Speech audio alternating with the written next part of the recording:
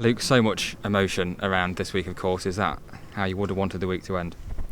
Yeah, I think that was fitting for Jason. I think to score 3 goals and keep a clean sheet at home was, in the end, it felt about right.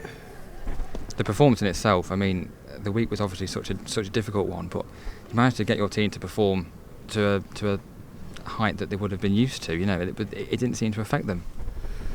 Yes and no. I thought the first half we were poor.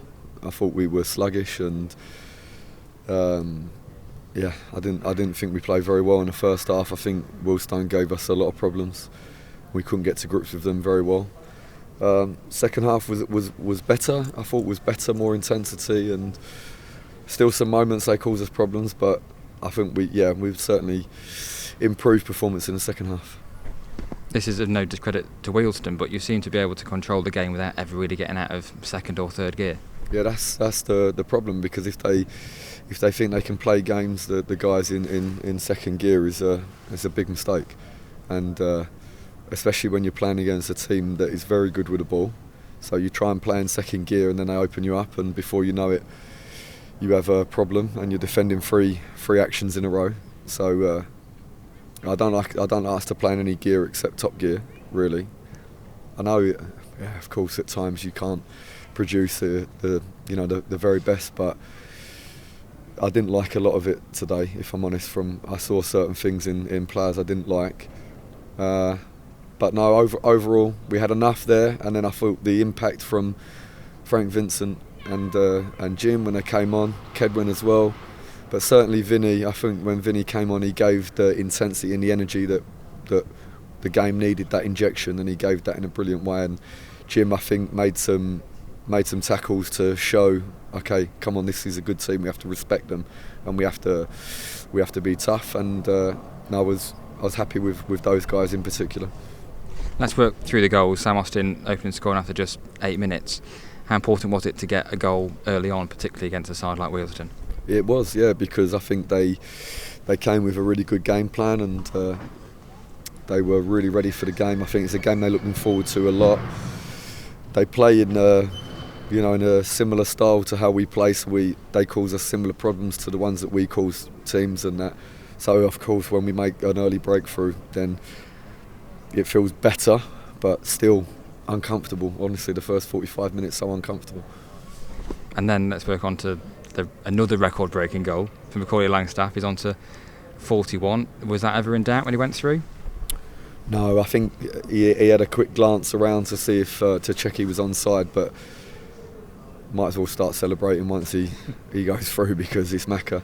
And then I think there was a couple of half chances which on another day Macca convert, but they're tough. But this one, through the middle of the pitch, 1-on-1, never in doubt, I don't think, with Macca. Was it always the plan to give him 90 minutes today, even with Wrexham on Monday? No, not particularly, but I think Macca has proved through this period that he's very robust, and that he can play and play and play.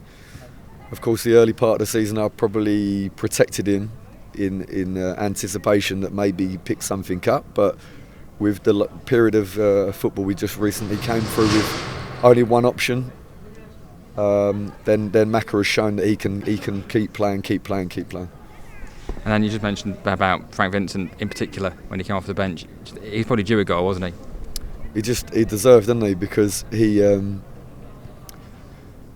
so intense, and he showed, I thought, real good quality today, and he arrived in the box perfectly, the timing, and then struck the ball so well.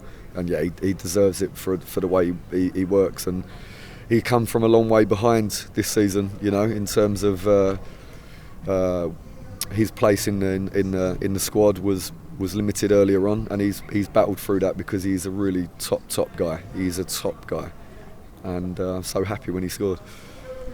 Away from here, you might not say the title race is over anymore, with Wrexham being beat 3-1 at Halifax.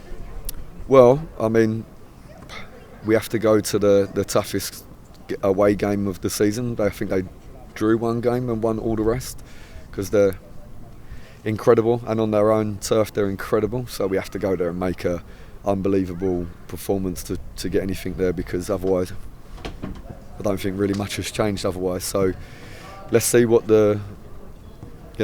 happens on Monday, and then maybe afterwards, of course, it maybe can change things to some extent. But we have to concentrate on that first and not try to anticipate what the future holds. You're back on top of the league now as well. Does that change anything ahead of Monday? No, because until the games are even, nothing changes, and I think is now 1 goal in the goal difference. So to say it's at the moment is closer than it was, but there's still a game in hand, and it can make so much difference. Last word I think has got to go to Jason Turner. You're wearing a shirt with his name on, the flag in the corner. All 4 sides of Meadow Lane were so respectful in that minute's applause in particular. It was really poignant and really emotional, wasn't it? Yeah, because we lost somebody in the game who is everything that is good in the game, all the really top stuff in the game. He was the example of that. And there's some bad examples in football, which I'm sure there is in all industries, but he was the very best example. Like, to say that somebody lived for the football club, until you met Jason Turner and worked with him, you don't understand what that means to live for a football club. He's in every single stitch, every fabric of this club is Jason Turner.